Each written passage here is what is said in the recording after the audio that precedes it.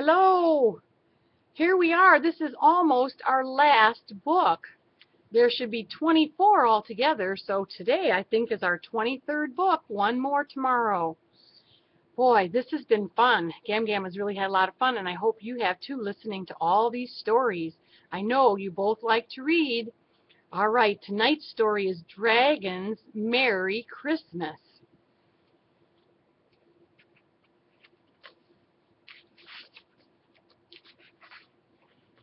The Perfect Christmas Tree.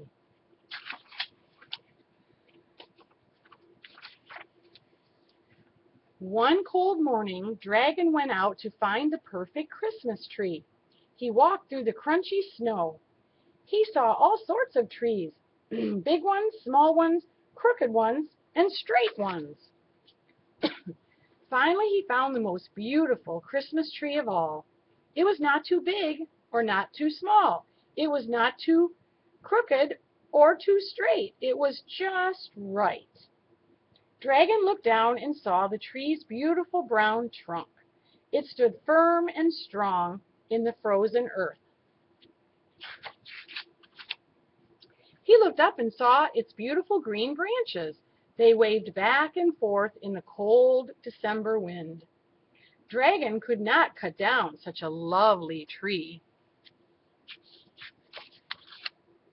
Instead, he came back with colored lights and silver bells, and everything he needed to make his tree even more beautiful. That night, Dragon looked out at his Christmas tree shining in the night. It was truly perfect. Number 2 in this story is the candy wreath. One day in December, Dragon had a good idea. I will make a wreath out of candy, he said. Dragon took some old wire and bent it into shape. Then he taped little pieces of chocolate candy all around it. When Dragon hung his candy wreath on the wall, one of the pieces of chocolate fell off. Dragon picked it up and ate it. It was very good. Dragon did not want his wreath to look bare, so he promised not to eat any more candy. I will eat only the pieces that fall off, he said. Dragon bumped his elbow against the wall, and 2 more pieces of candy fell off. Whoops, he said, gobbling them down. Dragon sat down in his chair and looked up at his candy wreath. He tried not to think about the smooth, rich, sweet, creamy dark chocolate candy. Dragon could not sit still. He began to drool. Suddenly, Dragon could not stop himself. He shook the candy wreath back and forth and then jumped up and down on it until every last piece of candy had fallen off. Dragon got a tummy ache from eating so much chocolate. Next year, said Dragon, I will make my wreath out of pine cones. The third story in this book is called Mittens. Dragon was always losing his mittens. No matter how hard he tried, he could never keep track of them. Whenever he needed them most, they were nowhere to be found. So Dragon went out and bought a pair of clip-on mittens. He clipped them on his coat sleeves so he would never lose his mittens again.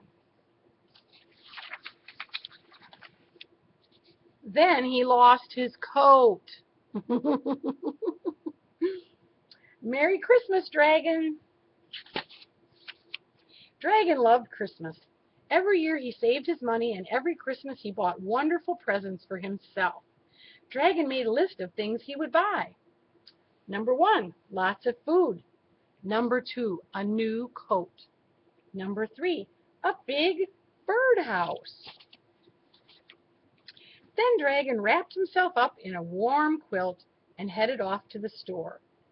When Dragon finished his Christmas shopping, the store clerk loaded everything into a big sack. On his way home, Dragon passed some raccoons singing in the street. The raccoons had no food to eat.